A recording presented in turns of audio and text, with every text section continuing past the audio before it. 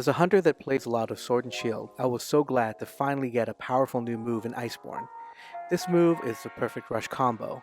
It's a hard-hitting, multi-hit combo that requires precise timing and rewards hunters with some beefy damage numbers that you normally wouldn't expect from a weapon like the SNS. This build takes advantage of the dragon element and arguably one of the hardest hitting sword and shields in the game and gives the Perfect Rush a little bit of sharpened fangs. I call this one Dragon's Rush. It's a hard-hitting sword and shield build with some added defensive utility, and despite being a fairly comfortable build, it does output some great damage numbers. Much of it is linked to pulling off a clean Perfect Rush combo, so you better start practicing your timing. To start it all off, the weapon we're going to be running is the Ruinous Madness. This is the Ruiner Nergigante sword and shield. Our head and chest come from Black Veil Valhazak, with the alpha in the head and the beta on the chest. The arms and waist are beta pieces from Ruiner Nergigante, and finally we work the Garuga Grease beta into the legs. The charm we're going to be running is the Exploiter Charm 2. Now, for decorations, we're going to put an attack jewel on the weapon, an expert jewel on the head. In the chest, we put a flawless Vitality level 4 jewel and a Tenderizer jewel. On the arms, an expert level 4 jewel and an expert level 1 jewel. A Challenger and Vitality level 4 jewel and an expert jewel go in the waist. And finally in the legs, we slot a Challenger Vitality jewel and 2 critical jewels. All in all, this gives us Critical Eye level 7, Attack Boost level 4, Agitator level 4, Health Boost at 3, Dragon Attack at 3, Weakness Exploit maxed out at 3, Peak Performance maxed out at 3, 2 points in recovery speed, 2 points in critical boost, and earplugs 1, which is kind of a throwaway from the gear. The 2 set bonuses we're going to be running is going to be super and hasten recovery. So this is from slotting in the 2 pieces of Valhazak gear along with the 2 pieces of Nerg gear. Also, you're going to want to practice doing the Perfect Rush combo. I suggest going into the training area and testing it out on the pillar or maybe on the cart just to get it down right. You're going to know you did button prompt right when your hunter glows with each attack. There's 3 prompts, and what I did is I looked at the position of the shield and where it was. Every time the shield was in front of me, that was the perfect time to hit triangle or whatever it is for Xbox at that right point. Alright then hunters, this build has got some strong attack potential. Aside from having the max critical eye and weakness exploit, along with these 4 points in attack, which does end up giving us 75% affinity on the weak spots, with 90% affinity on the softened weak spots, having Agitator at 4 will boost our attack by 16 and add 7% affinity when a monster is enraged. This ensures that as long as the monster is pissed off, you're going to be hitting over 100% affinity on those softened weak spots. Adding the 3 points in dragon damage adds plus 100 to your elemental damage.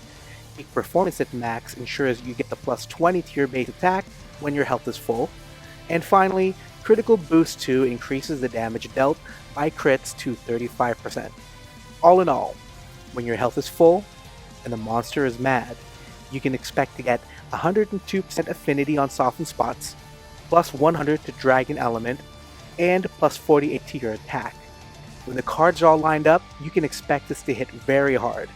Normally I don't care what mantles you run, but when you use this build, it would be in your best interest to try running the Dragon Mantle.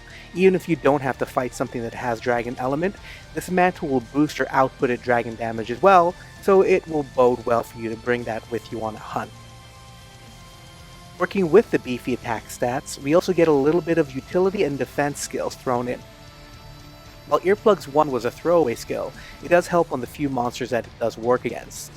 Furthermore, this build has 2 forms of health regen, 3 if you count adding regen on your weapon, but having super recovery from the Valhazak gear and the hasten recovery from the Nergigante gear, you're going to be getting your health up to full more often. And coupling these with the health augment on the weapon ensures that you're going to be hitting peak performance for pretty much most of the hunt. As long as you can keep your health full, you're going to get that added damage output. Unfortunately, this build has no guard. Usually I like to run at least 3 points of guard in my sword and shield builds. That ensures that I get a decent protection against knockback and loss of stamina. But this particular build, I urge you to try perfecting dodging as best as you can, since it would not be in your best interest to block, unless it's like one of those moments where it's an oh crap moment I need to put up my shield. So get the dodging right, but focus on laying the attack on, and that's what this build excels at. I do have a couple suggested adjustments for you in case you didn't want to follow my build to the T. If you're okay dropping 1 point in Agitator and Vitality, you can swap out on the Challenger Vitality decos for a level 4 Dragon Attack deco. This will bump the Dragon Attack up to 5, granting an additional 10% to Dragon Attack with a plus 100 bonus. While I wouldn't recommend it, if you like playing it safe, you can add a shield deco in place of one of the critical decos, or swap in another decoration. It's up to you, like a sharp deco, but personally I like having the higher critical damage. Finally, if you want to drop some of the Dragon Attack, you can opt in for using the Fell Shroud Helm Beta instead. That's the Beta head from the Valhazak gear. This is going to grant us an extra level 4 deco slot by sacrificing those 2 points in Dragon Attack. And that's a wrap, folks. Another build in the books. I want to thank you guys for stopping by and checking out this build. As always, I'd like to reiterate that these builds are not meant to replace the meta. It's just another fun way to play, and it's one of the experiments that I like to run whenever I'm building these things in Monster Hunter World. Though of course, while it might not be optimal for a speedrun, I'm not a speedrunner, but I have tested this build out to work really well, especially against monsters that are weak against Dragon, so I'm pretty sure it'll be a strong addition to your repertoire. I hope you found it useful, and perhaps if you've looked into this build for your own arsenal, please subscribe to my channel and like the video. If you dig my stuff, you'll be able to stay up to date with what's going on.